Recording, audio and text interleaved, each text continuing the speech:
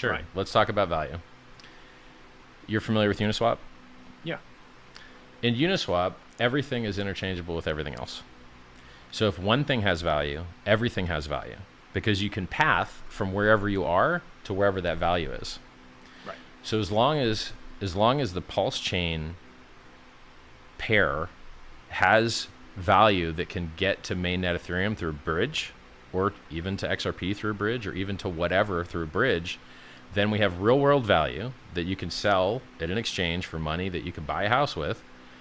And then all of those PRC20s will be able to find a value against that. And because of the way Uniswap v2 works, you cannot exhaust the value. It can never trade to zero. And so one of the first transaction, or one of the first transactions to occur when the new chain exists, is that a contract will go through and execute a trade on all of the automated market maker pairs to harvest PRC20s and then reward those liquidity providers with pulse.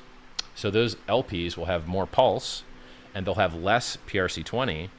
And then you take all those harvested PRC20s, you put them in a Uniswap fork, and now none of those coins can stop playing the game unless they use admin keys.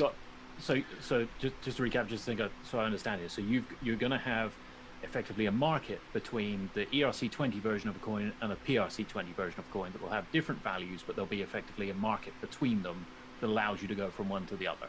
That would say, like, my PRC20 of this token is worth, a tenth of the ERC20, so I can exchange 10 PRC20 tokens for one ERC20 token of the same name.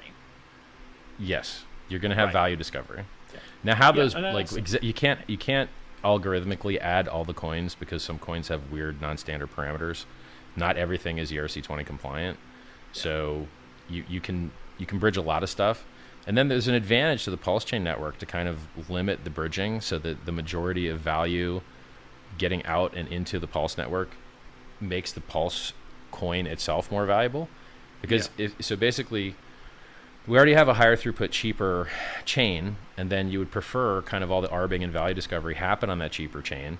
And then once the value discovery has occurred, if some arbing to mainnet needs to occur, you'd kind of want it to choke point through the Pulse pair just to add more value to Pulse. But if other people want to run their own bridges and then do a wide band, more horizontal approach, they can do it. They just need to build a bridge.